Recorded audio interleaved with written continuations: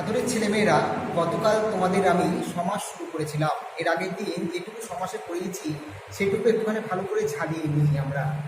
সমাস কাকে বলে বলেছিলাম না, দুটো পদের মিলনকে বলা হয় সমাস। শুধু দুটো পদ হলে হবে না, দুটো যদি পরস্পর অর্থ সম্বন্ধ না থাকে তাহলে কিন্তু সমাস হবে না। তাহলে দুটো অর্থ সম্বন্ধযুক্ত দুই বা ততোধিক পদ যদি একসঙ্গে মিলিত হয়ে একটি পদ গঠন করে তখন তাকে বলে সমাস। সমাস করতে গেলে কতগুলো শব্দের সঙ্গে আমাদের পরিচিত হতে হবে, এটাও গতকাল তোমাদের শিখিয়েছি। বলেছিলাম যে সমস্ত পদ কাকে বলে না, একাধিক পদ বা একের বেশি পদ মিলে যখন একটি নতুন পদ গঠন করে সেই নতুন গঠিত পদটাকে বলা হয় সমস্ত পদ। এরপরে বলেছিলাম সমস্যমান পদ। সমস্যমান পদ কাকে বলে না, যে পদগুলো দিয়ে সমস্ত পদ তৈরি হচ্ছে সেই পদগুলোকে বলা হয় সমস্যমান পদ। অবস্থানের ভিত্তিতে তাদেরকে কয়েকটি ভাগে ভাগ করা যায়। যে প্রথমে থাকে সেইটিকে বলা হয় সমস্যমান পূর্বপদ। যে সমস্যমান পদটি পরে থাকে, শেষকালে ব্যবহৃত হয়, তাকে বলে সমস্যমান উত্তরপদ। এবং যেটি কানেকশন করায়, অর্থাৎ দুটোকে যখন যোগ করে সংযোজকমূলক যেটা, সেটাকে বলে অনন্য সহায়ক পদ। এরপরে বলেছিলাম ওই ব্যাস বাক্য বা বিগ্রহ বাক্য বা সমাস বাক্য কাকে বলে না, সমস্ত পদটিকে ব্যাখ্যা করে যে বাক্যাংশ দিয়ে তাকে বিশ্লেষণ করা হয় তাকে বলা হয় ব্যাস বাক্য বা বিগ্রহ বাক্য। যেমন ধরো বলেছিলাম নীল আকাশ, নীলাকাশ, নীল যে আকাশ, এই যে নীলাকাশ, নীলাকাশটা সমস্ত পদ, তাকে আমরা ব্যাখ্যা করলাম কি দিয়ে না, নীল যে আকাশ। এই নীল যে আকাশটা হচ্ছে ব্যাস বাক্য। আর নীল যে আকাশ, নীল একটি সমস্যমান পূর্বপদ, আকাশ হচ্ছে সমস্যমান উত্তরপদ এবং যেটা হচ্ছে অনন্য সহায়ক পদ। এরপরে আমি বলেছিলাম যে সমাস হচ্ছে মোট 6 রকম: দ্বন্দ্ব, তৎপুরুষ, কর্মধারয়, দ্বিগু, বহুব্রীহি এবং অব্যয়ীভাব। দ্বন্দ্ব সমাস কাকে বলেছিলাম না, যে সমাসে সমস্যমান প্রতিটি পদের অর্থ প্রধানভাবে বোঝায় তাকে বলে দ্বন্দ্ব সমাস।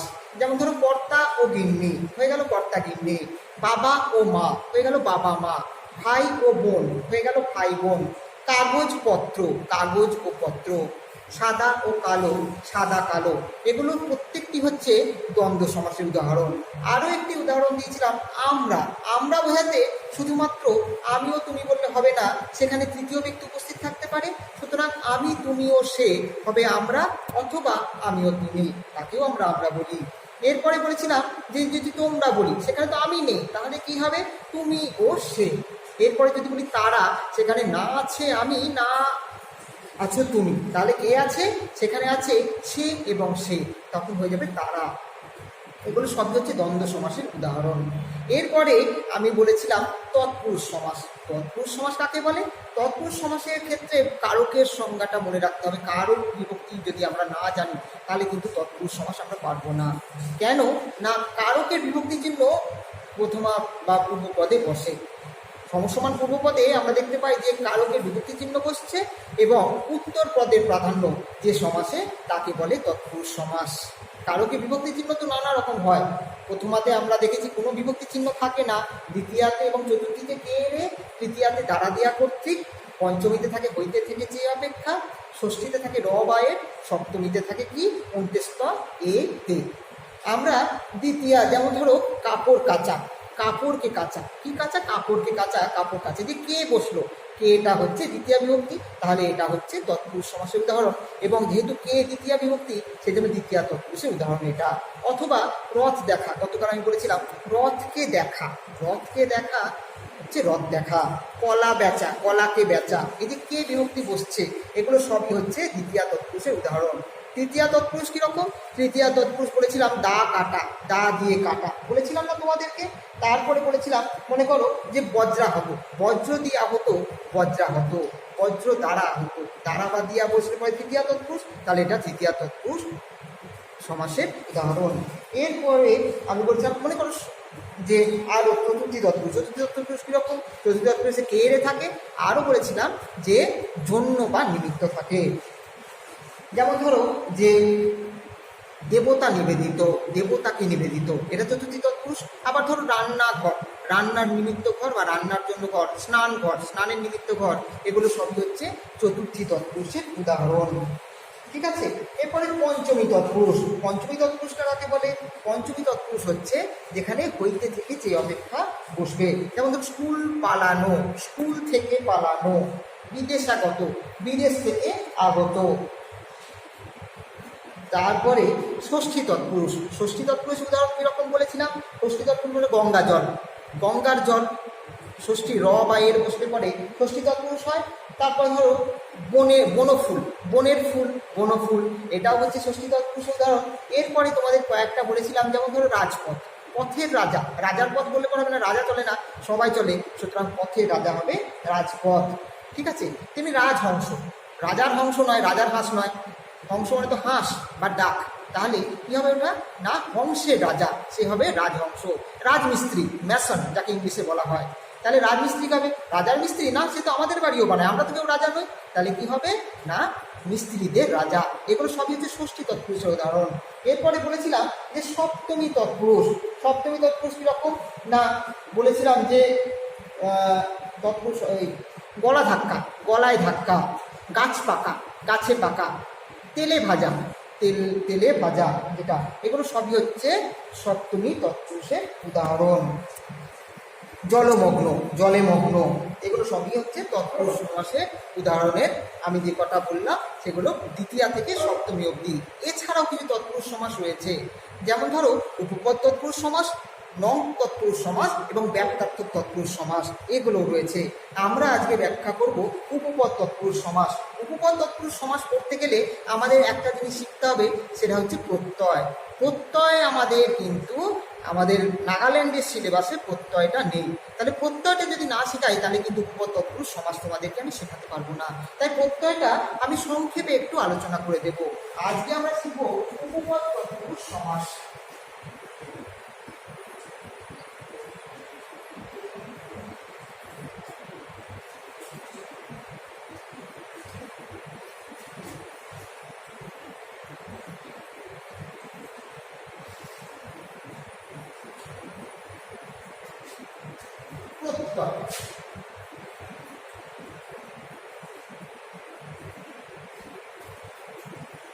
প্রত্যয় কাকে বলে? প্রত্যয় মানে বিশ্বাস, কিন্তু এখানে ব্যাকরণে প্রত্যয় শব্দের অর্থ হচ্ছে যে কোনো শব্দ বা ধাতুর পরে যে বর্ণ বা বর্ণ সমষ্টি যোগ করে নতুন শব্দ তৈরি হয় তাকে বলে প্রত্যয়। আমি একবার লিখি, তারপরে মুখে আবার বলবো।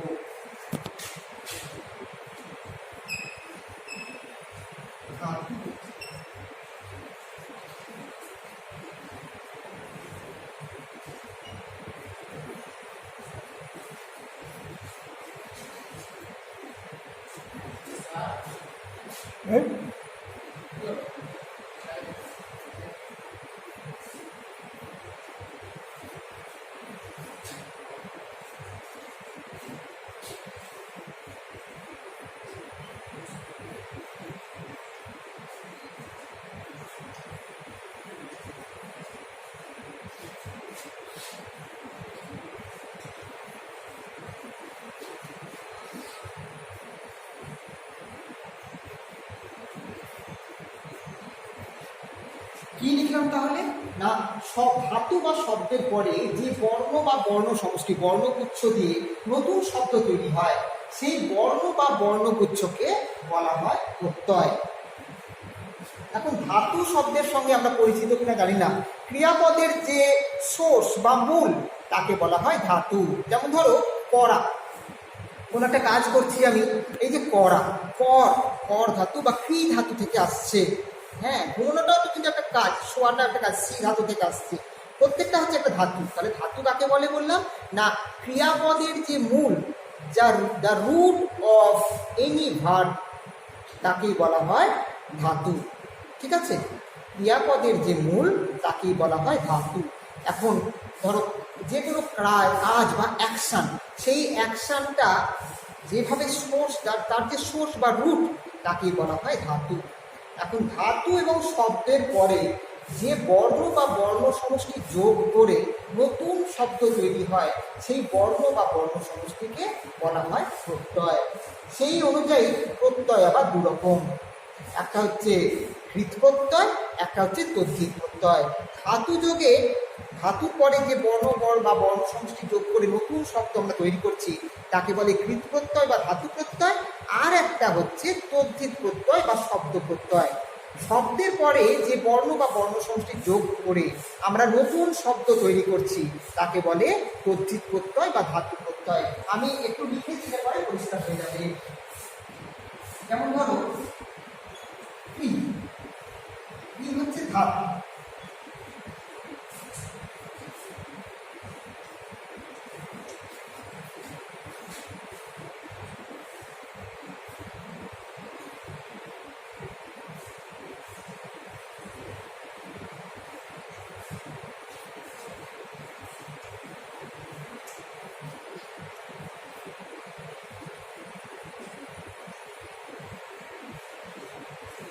বোর্ডটা ভালো করে দেখো। ক্রি একটা হচ্ছে ধাতু, ক্রি মানে হচ্ছে করা, তার সঙ্গে হলো তব্য।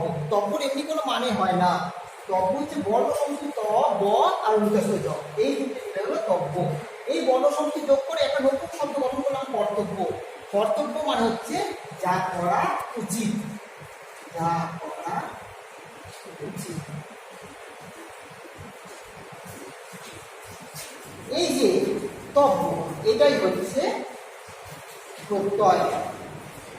এই যে তব্য, এটাই হচ্ছে প্রত্যয়। বর্ণ সমষ্টি যোগ করে নতুন শব্দ গঠন করলাম, যা করা উচিত তাই হচ্ছে কর্তব্য। তাহলে তব্যটা হচ্ছে প্রত্যয়। কি প্রত্যয়? ধাতুর সঙ্গে যোগ হয়েছে যেহেতু, এটাকে বলে কৃৎ প্রত্যয়। কৃৎ প্রত্যয়, কয়রি খণ্ডত্ব, কৃৎ প্রত্যয় বা ধাতু প্রত্যয় কোথাও কোথাও তোমরা পাবে।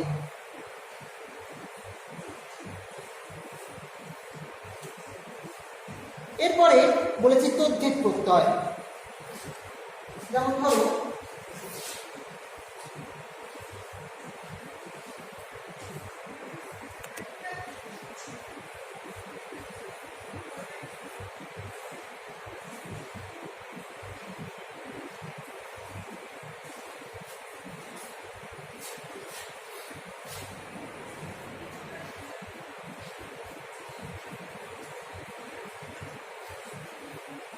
দোকান একটি শব্দ, তার সঙ্গে যোগ করলাম দ্বার। দ্বার হচ্ছে বর্ণ সমষ্টি, মিলে গিয়ে গেল দোকানদার। শপ প্লাস কিপার হয়ে গেল শপকিপার। দোকানদার, এই যে দোকান হচ্ছে একটা শব্দ শুধুমাত্র, তার সঙ্গে দ্বার কতগুলো বর্ণ সমষ্টি যোগ করলাম, হয়ে গেল দোকানদার। শপ আর শপকিপার দুটো তো আলাদা জিনিস। যে দোকানের মালিক তাকে বলি আমরা শপকিপার বা শপ ওনার। তাহলে দোকানদার, এইটা হয়ে গেল তদ্ধিত প্রত্যয়। নতুন শব্দ তৈরি হলো, এটাকে বলে তদ্ধিত প্রত্যয় বা শব্দ প্রত্যয়। আমি এটা বিস্তারিত ব্যাখ্যায় যাচ্ছি না, এটা নিয়ে আমাদের কাজ হচ্ছে কৃৎ প্রত্যয় নিয়ে। যখন আমরা উপপাদ্য শিখবো তখন আমাদের কৃৎ প্রত্যয় নিয়ে কাজ, সেই জন্য আমি দোকানদারের দিকে বেশি যাচ্ছি না, আমার এইটাকে আমি বেশি করে ব্যাখ্যা করলাম। তাহলে প্রত্যয় আমরা মোটামুটি একটা আউটলাইন টাচ পেয়ে গেলাম, আমরা মোটামুটি প্রাথমিক একটা ধারণা আমাদের তৈরি হলো কৃৎ প্রত্যয় কাকে বলে। এরপরে আমরা শিখব যে উপপদ তৎপুরুষ সমাস কাকে বলে।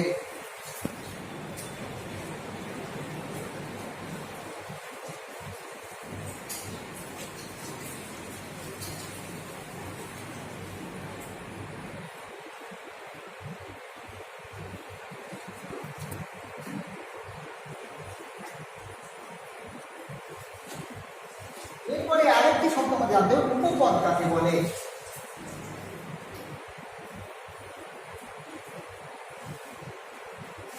উপপদ কাকে বলে?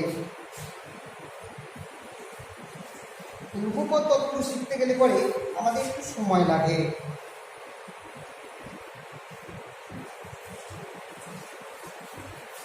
যে সব পদে পরে থাকা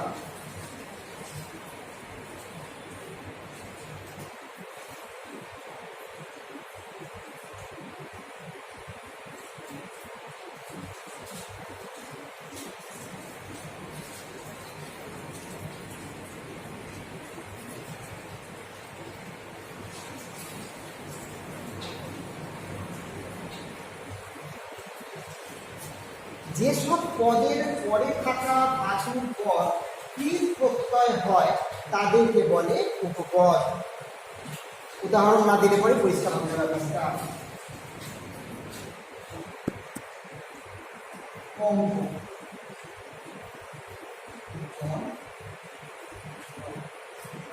এখানে আমি একটি শব্দ সন্ধির মতন করে লিখলাম, পঙ্ক জন ড। পঙ্ক মানে হচ্ছে পাক, কাদা, হ্যাঁ।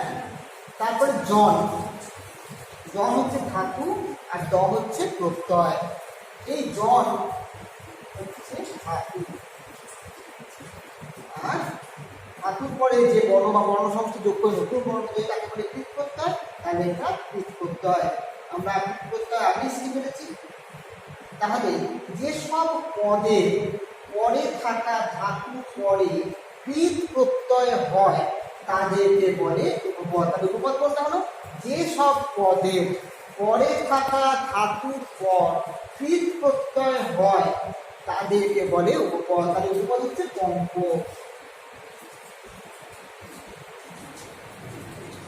এই জন আর ড দুটো মিলে হয়ে যায় বর্গের জ। বর্গের জ মানে হচ্ছে জন্মে যা, জন্মে যা, যা জন্মায়। তাহলে পঙ্কে জন্মায় যা, তাই হচ্ছে পঙ্কজ।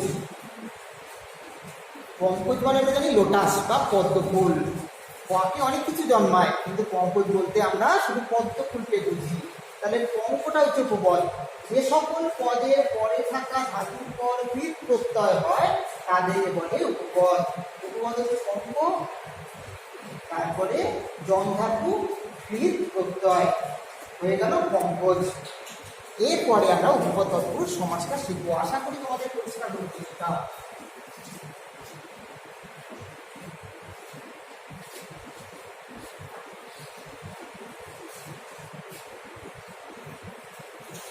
উপপদ তৎপুরুষ সমাস। উপপদের সঙ্গে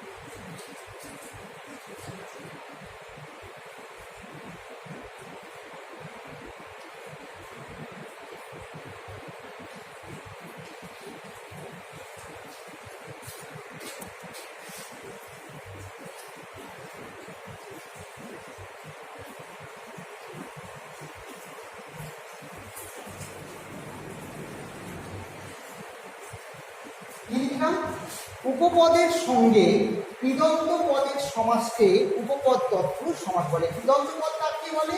না, যে পদের পরে কৃত প্রত্যয় থাকে।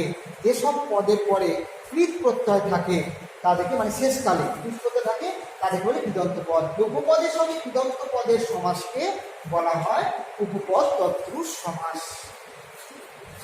কিরকম? না, পঙ্কে জন্মে যা, পেয়ে যাবেন পঙ্কজ। পঙ্কজটাকে ভেঙে আমরা আগেই দেখেছিলাম শেখানোর সময়, পঙ্ক যোগ জন প্লাস ড।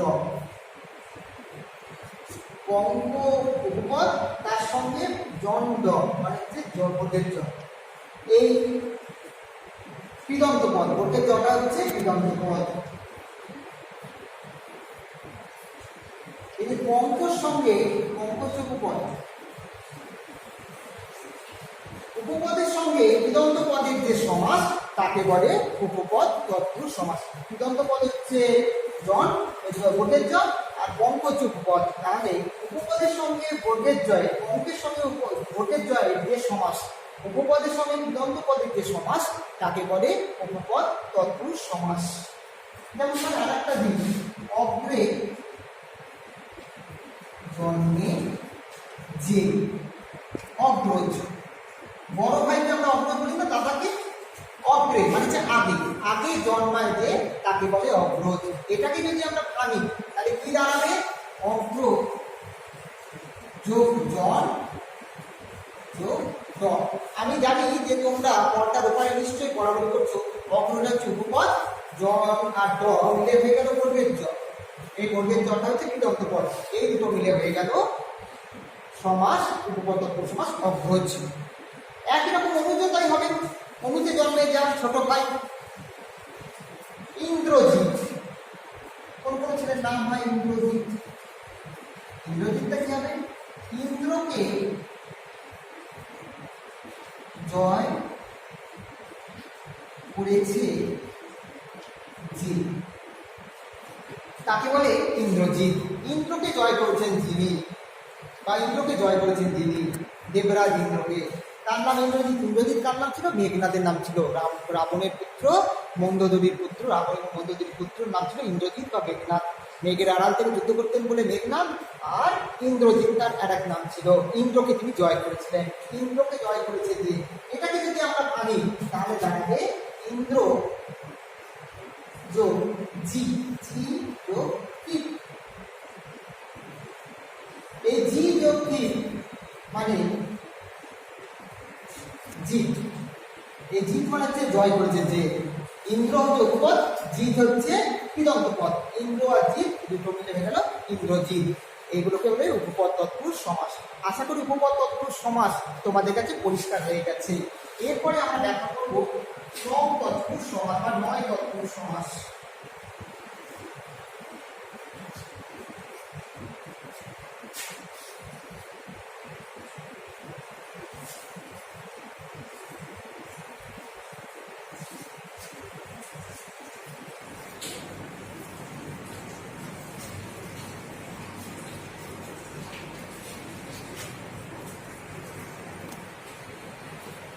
নাবাচক পদকে পূর্বপদ হিসেবে ব্যবহার করে যে তৎপুরুষ সমাস তাকে বলে নয় তৎপুরুষ সমাস। নাবাচক অব্যয়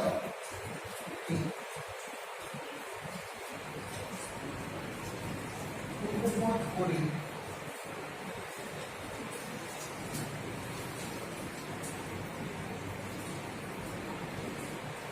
যে তৎপুরুষ সমাস তাকে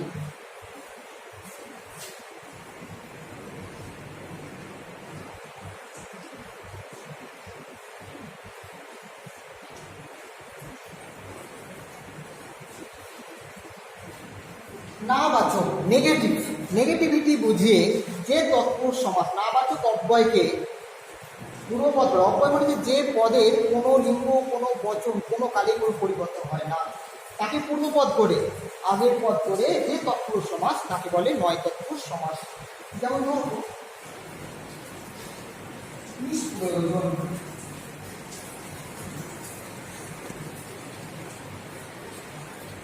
নয় প্রয়োজন,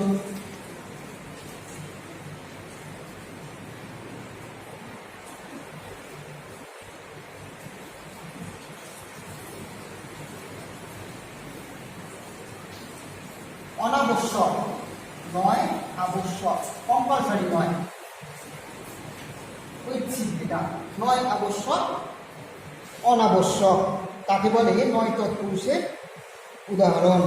নয় অভ্যস্ত, অনভ্যস্ত, নাতি দীর্ঘ, নয় দীর্ঘ, নাতি দীর্ঘ, এগুলো প্রচুর উদাহরণ আমরা বইয়ের মধ্যে পেয়ে যাব। আপাতত তোমাদের বোঝার জন্য শুধুমাত্র দুটো দিন থেকে উদাহরণ আমি দিচ্ছি। এরপরে একটি আমি বলছি যে ব্যাখ্যার্থক তৎপুরুষ।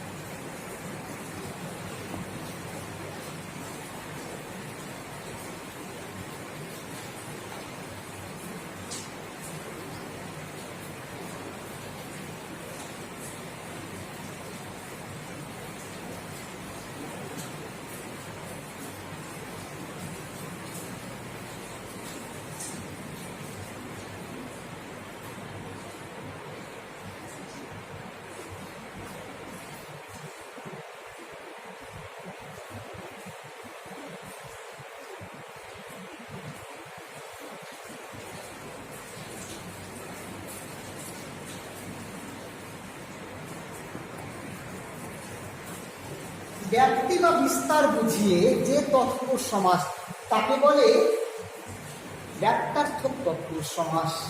যেমন ধরো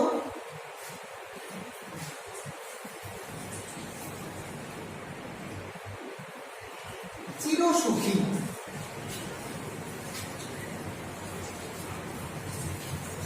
চিরকাল ধরে সুখী, চিরকাল ধরে সুখী হলে পরে চিরসুখী। আপাদ মস্তক, আমরা এই শব্দটার সঙ্গে পরিচিত। আপাদ মস্তক, পা থেকে মাথা অবধি।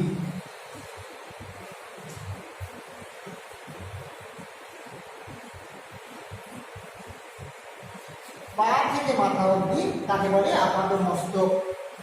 বিশ্বযুদ্ধ,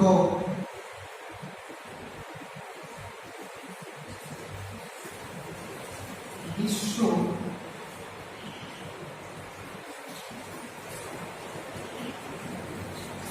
বিশ্বব্যাপী যুদ্ধ তাকে বলে বিশ্বযুদ্ধ।